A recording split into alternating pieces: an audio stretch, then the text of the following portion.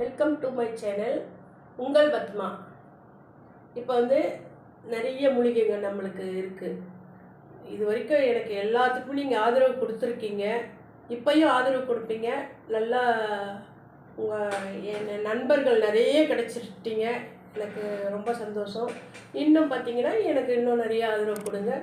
நல்லா சப்ஸ்கிரைப் பண்ணுங்கள், அது பண்ணி கொடுங்க. நீங்களும் நல்லா அனுபவிங்க. இன்றைக்கி அரிய வகை மூலிகையை பற்றி தான் நம்ம சொல்ல போகிறோம். அந்த மூலிகைகளை பற்றி ஒவ்வொன்றும் நான் தனித்தனியாக சொல்கிறேன். அதுக்கப்புறம் நீங்கள் அதை செஞ்சு பாருங்கள், நல்லாயிருக்கும். ஃபஸ்ட்டு இன்றைக்கி சொல்ல போகிறது கருஞ்சீரகம்.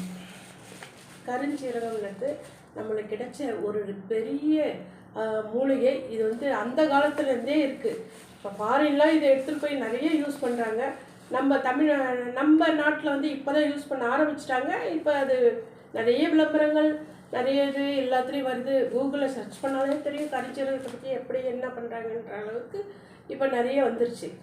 அடுத்தது ஓமம்.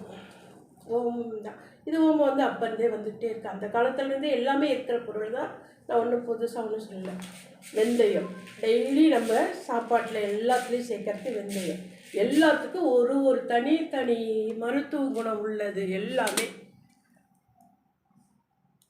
கருஞ்சீரகத்தை பற்றி எடுத்திங்கன்னா இதில் இல்லாத மருத்துவ குணமே இல்லை. இன்றைக்கி சுகர் பேஷண்ட் தான் சாப்பிட்றாங்கன்னு இல்லை, எல்லாருமே சாப்பிட்லாம், நம்மளும் சாப்பிட்லாம், சுகர் இல்லாதவங்களும் சாப்பிட்லாம். இது நல்ல ஒரு அரிய மூலிகையான ஒரு பொருள். எனக்கே ரொம்ப நாளாக தெரியாது இருந்தது. நானே இப்போ தான் இதை தெரிஞ்சுக்கிட்டு இதை எல்லாருக்கும் சொல்லிக்கிட்டு இருக்கேன். இன்னும் எல்லோரும் தெரிஞ்சுக்கணுன்றதுக்காக தான் நான் இப்போ சொல்கிறேன். கருஞ்சீரகத்தை பற்றி இது தான் கருஞ்சீரகம். அது பாக்கெட்டோடு இருக்குது.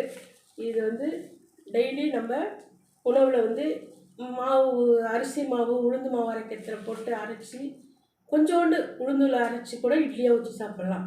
இல்லைன்னா சுகர் உள்ளவங்க ஓமம் 100 கருஞ்சீரகம், 50 ஓமம், 100 வெந்தயம், இதை என்ன பண்ணுறீங்க, நல்லா வறுத்துக்கோங்க.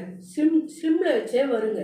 வறுத்துட்டு மூணும் நல்லா மிக்சியில் போட்டு ஒன்றா கொஞ்சம் ஆறினோடனே வறுத்து தூள் பண்ணி வச்சுக்கோங்க. தூள் பண்ணி நல்லா கொஞ்சம் ஆறின உடனே இது மாதிரி ஒரு கண்ணாடி பாட்டில் எடுத்துக்கோங்க. அதுக்கு ஒரு சின்ன ஸ்பூன் போதும். ஏன்னா இது கொஞ்சம் கசக்கும். இதில் இந்த சின்ன ஸ்பூனில் அழகாக போட்டு டைட் பண்ணி மூடி வச்சுருங்க. டெய்லி நைட்டு சாப்பிட்ட அப்புறம் எல்லாமே சாப்பிட்டு, டிஃபன்லாம் சாப்பிட்டு, வாழைப்பழம் சாப்பிட்டு எல்லாமே சாப்பிட்டு முடிச்ச அப்புறம் ஒரு ஸ்பூன் சுகர் உள்ளவங்கெல்லாம் எல்லாருமே உடம்பு குறைக்கணும். சுகரு, ப்ரெஷர் எது வேணாலும், முடி வளரணுன்னா கூட இது சாப்பிடுங்க. அது மாதிரி அரிய வகை மூலிகை இது. இதை ஒரு ஸ்பூன் போட்டுட்டு சுடு தண்ணி இல்லைன்னா பச்சை தண்ணி குடிங்க. குடிச்சு பாருங்கள். நல்ல மருந்து. டைஜஷன் ப்ராப்ளம் இருக்காது, பசியை தூண்டுது, சுகர் குறைக்குது, ப்ரெஷர் குறைக்குது, எல்லா வியாதியும் சரி பண்ணுறதுக்கு அரிய வகை மருந்து எல்லோரும் சொல்லியிருக்காங்க. இதை நானும் சொல்கிறேன். நீங்கள் இதை கடைப்பிடிச்சிட்டு இதனுடைய பலனை எனக்கு தெரிவிங்க. நன்றி. எனக்கு ஆதரவு கொடுத்ததுக்கு ரொம்ப நன்றி. வணக்கம்.